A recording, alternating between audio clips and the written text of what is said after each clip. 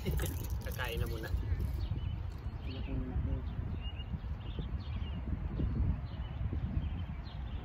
Nilak mo yun? Nilak ko.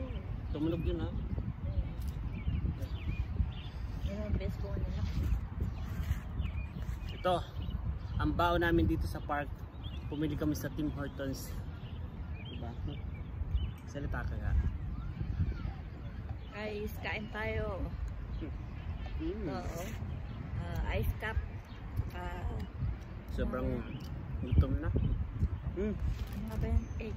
Egg and ano? Scrambled egg.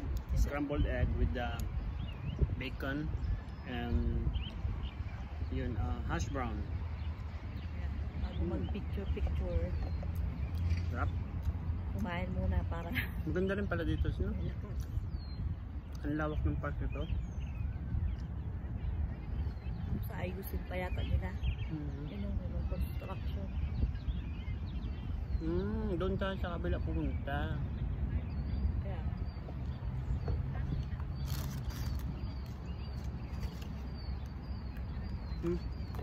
Kain ako. Lang ko lang.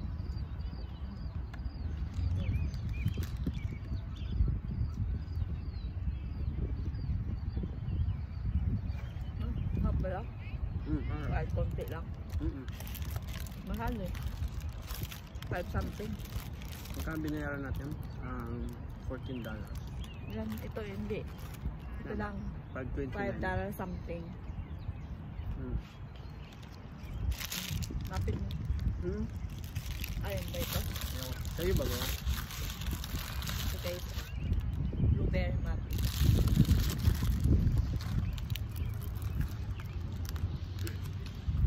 Dito sa sa Canada, ang daming mapupuntang magagandang park, lalo na ngayon summertime na. Magandang picnic, barbecue. Sigurado dun sa sa Jack Darling puno na naman doon kung summer. Puno na naman to. Diba? Barbecue tayo sa summer.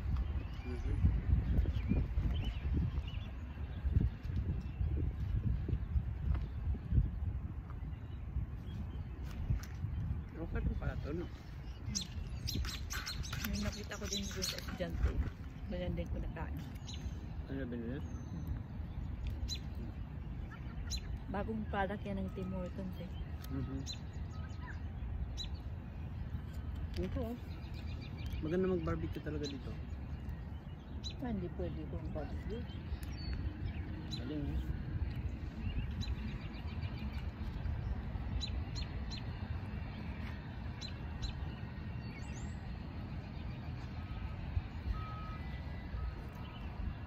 ano ito, cheat day. Alam mo kung bakit cheat day ang tawag ko dito? Kasi di ba, I'm trying to eat healthy. Then yun, nakita ko to sa Tim Hortons. Why not? Try natin. Para ipatry mo pala kay Gab yan. Yeah. For sure you will like it. Sorry ka anak. No, Pumasok. Ano kasi anak eh. Pumasok ka kasi sa school eh. Nagkagalit na naman doon. What? Sabihin nun, what?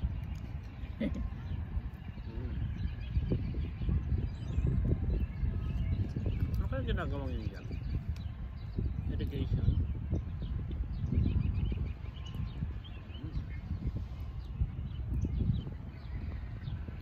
Sana magtanim pa sila ng maraming cherry blossom. Para dito na lang sila dito na lang dumayo. Dito sa place na to, maganda magtubo galing dito. Ayan o, downhill siya.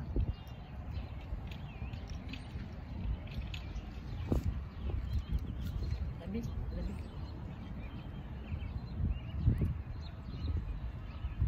Hindi na. Itong ano pa lang to, itong park na to is nasa kumbaga sa Toronto area na. Ito. Ang napansin ko dito, malapit na kami dito sa park ito. Ang dami guys na speed camera. So kaya kasi maraming school, kaya ang speed limit is lang 40. So pag lumampas ka sa speed na yon, walang sisita sa'yo. Yun nga lang, within a couple of days, pag nilabag mo yon, may darating na lang na sulat sa'yo. Nandun na yung kung magkano yung babayaran mo. Kasi dito guys, pag nag-speeding ka, ang ticket is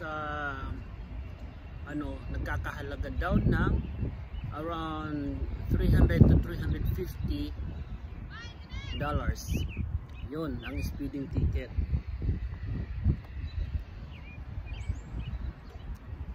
Kaya be careful tayo sa speed natin pag nagda-drive, lalo na sa mga school zone area. Grabe no, daming camera dito. Feeling ko nga habang dumadaan kami dun sa sa kalsadang yun, yung maraming camera. Feeling ko celebrity kami kasi flash ng flash yung camera eh. Para kaming celebrity. Hindi, sa'yo na yung punta ako. Ayun mo na yan. Yun na yung sa ako. Why not? Okay din pala.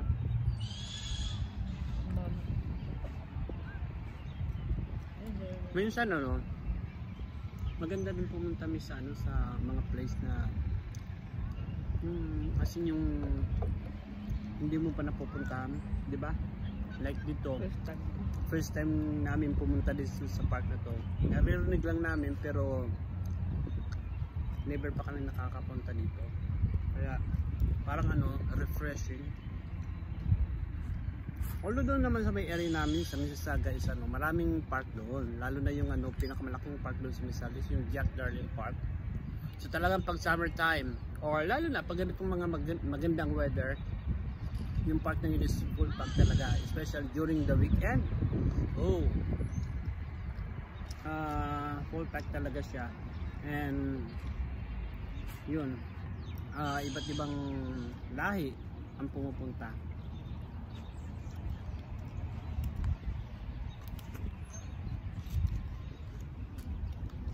Sa summertime, yun, susulitin natin. Magbabarbecue kami guys sa park.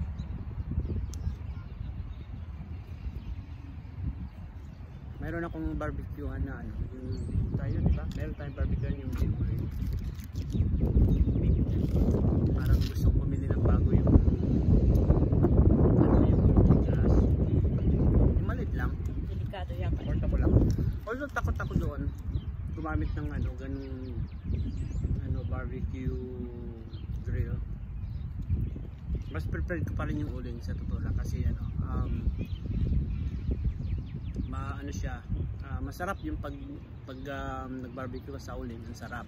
Compare mo dun sa yung propane, iba ang lasa. Ang kinayawan ko lang doon kasi ayoko ko, takot talaga ako gumamit doon kasi maraming nakikita na sumasabog yung ganun. Even yung sa atin sa Philippines guys, takot akong gumamit ng yung gasol. Takot ako. Mas pipiliin ko pa rin magsaing or magluto sa sa kahoy. Doon ako nasanay eh. Mas pipiliin ko pa rin yung ganon na lutuan kaysa gumamit ng gasol. Bukod sa nakakatipid ka na, kasarapan luto.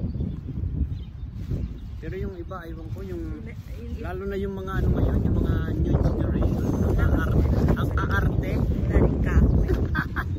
Minsan wala na rin kahoy. Hindi, marami naman, kaya lang maraming parang tutusin, kaya lang talagang tamad sila.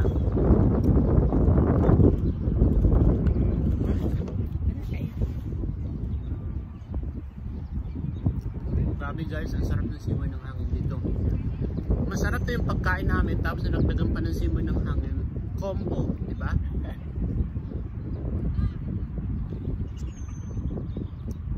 Yun, sinamantala ko ng pumunta sa park ito ngayong araw na ito kasi Wednesday. So, day off ng asawa ko. Kaya nag-date kami dito, di ba? Oy, kilig yan.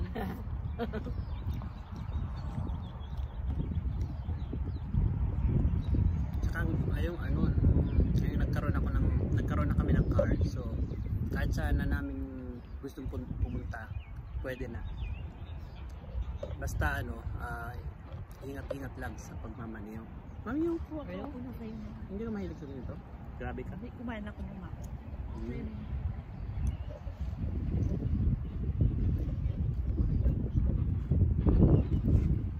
Sarap talaga. Sarap kumain.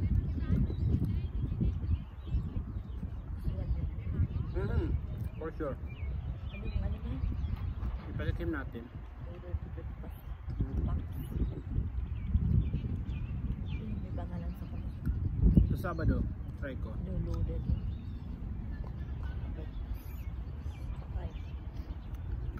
Ito na yung lunch ko. Ikaw, may maglalunch ka pa? Brunch na. Anong oras na ba? 12. 11:05 na. 11:05 Brunch. ng tanghali. Yan, tanghali. Ikot-ikot lang kami dito. After namin kumain, tapos balik na kami ng Mississauga.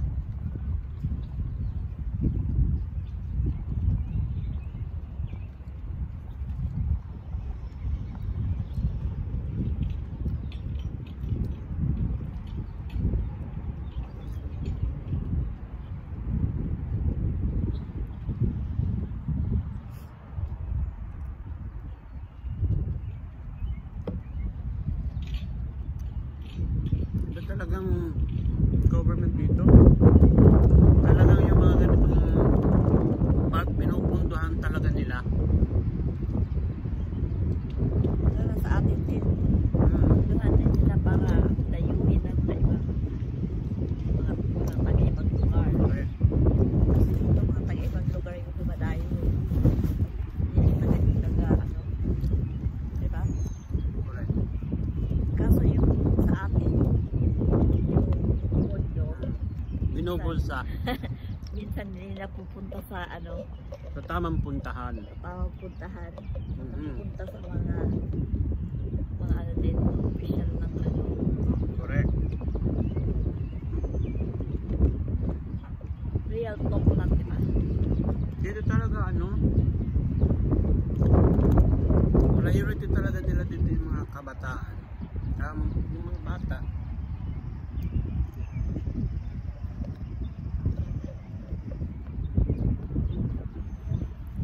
Although, meron namang mga kabataang, hindi ko naman sinabing 100% silang perfect, pero meron talagang mga kabataan na naliligaw din ng landas.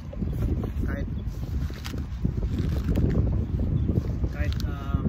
binibigyan na ng government ng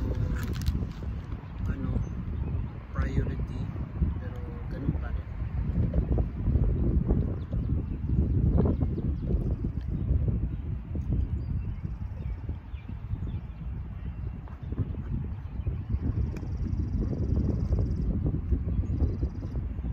Pwede mo naman gawin pala yan. May pork, may itlog. Ito, pork. Hindi, may itlog, saka may karne. Ano ba yun? Parang hash brown. Rice lang naman nasa yun, di ba? Hash brown? Ano yun? Oh, flour. Ang hash brown Flour ba yun? patatas. Ay, pwede mo naman gawin yan. No? Pwede mo yan gawin. No.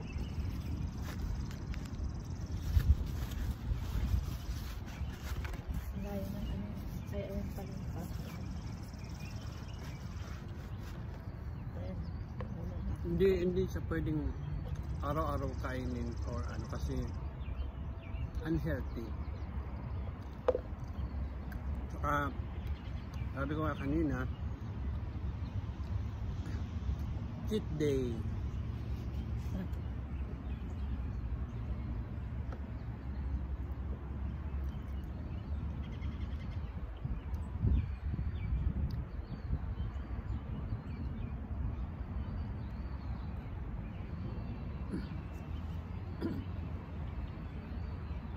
Ayan.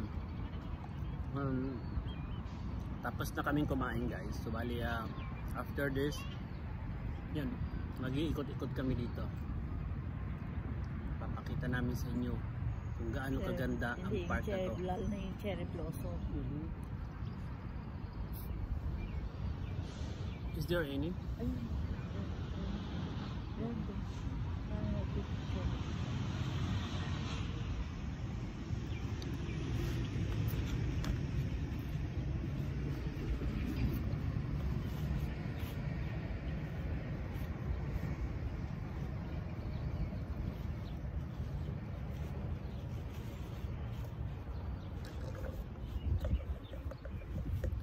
Nilalamig nga kami, pero ito naman ang tinirada namin, iced coffee, iced cappuccino.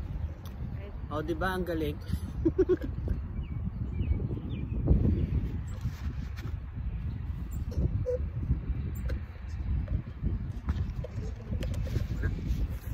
Let's go.